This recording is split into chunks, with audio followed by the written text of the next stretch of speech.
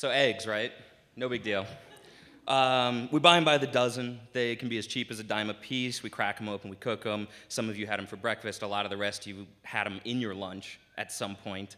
Yesterday was National Egg Day, by the way, but that doesn't matter. The question is what makes them special? Well, let's take a step back. What are these things, and why do we take them for granted? Well, first of all, eggs are sexy. I mean, in fact, eggs are the embodiment of sex. The first eggs evolved with the first many-celled organisms about 1 billion years ago.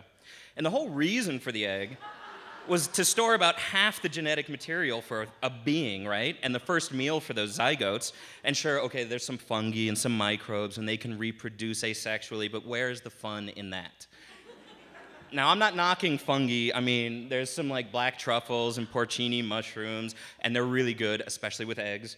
But, you know, you could cut a flatworm also. You can cut it into like a bunch of different pieces, and it'll turn into a bunch of different flatworms. But that's recovery, not reproduction. So I say we leave the chopping for the egg salad. And sex is great. Well, I mean, wait. Sexual reproduction is great because it produces genetic variation in our species. Okay? And all the little differences between all of us is what makes our species able to overcome obstacles. And there's two main strategies. There's R and K. So salmon are R. They put a little bit of energy into a whole bunch of eggs, and then they don't protect them at all, and very few survive. Bears are type K. They put a whole lot of energy into a few eggs, but a lot of them survive. So when you wonder what eggs really are and why they taste so good and everything from quiche to kugel, right? Consider this. You are eating the kernel of life. Everything needed to turn proteins into beings, right? Most of our vaccines, in fact, are still grown in eggs, just like this. So then, you know, they're stable, they're sterile, they're good medium to culture cures. But the next time the bird flu comes around, remember that the bird that gets you sick might also get you well. And what did the swine ever do for you in terms of curing, except maybe its belly? So, right. Being the kernel of life doesn't just mean they're tasty, it also means they're a great source of protein and nutrition for you and me and all those ovo-lacto vegetarians who convincing themselves that eggs aren't just liquid chicken, right? There's a whole bunch of reptiles like the crocodile that have crazy eggs. They're called temperature-dependent sex determination. The sex of the hatchlings is determined by the temperature of the nest, not by genetics. And only 2 mammals still lay eggs, the echidna and the platypus, because they're crazy.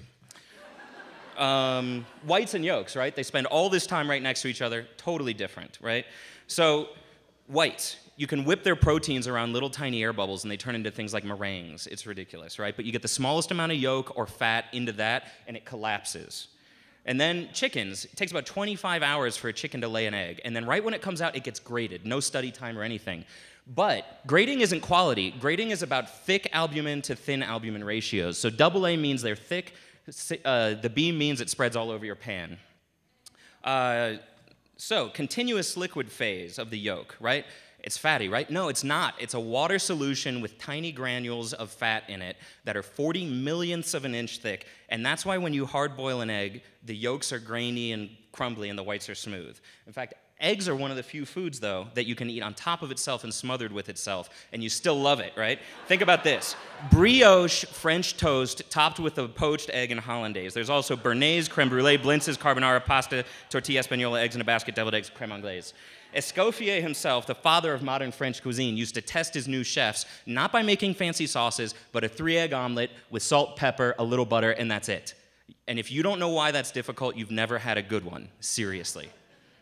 Okay, so our culture is also permeated with egg symbolism. We got magic Jesus rabbits that lay chocolate eggs. We got Russian Fabergé works of fine art. We got little secrets hidden in websites and video games that we call Easter eggs. But what have we done to eggs? Oh, that's a good question.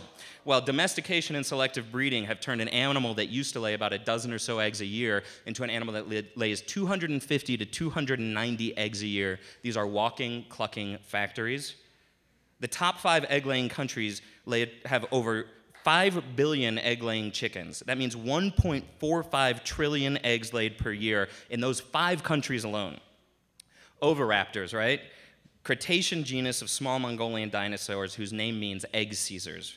Now, it's still disputed whether or not those theropods were actually egg stealers or not, but the one thing that we're sure about is that we as humans are the most prolific and successful egg stealers in the history of the egg. Now, I would poach a dozen quail eggs for breakfast, and I would eat a tin of Osetra for lunch all the time. But there's money, and there's ethics, and there's the environment to consider. But I'm not here to tell you guys how to eat your eggs.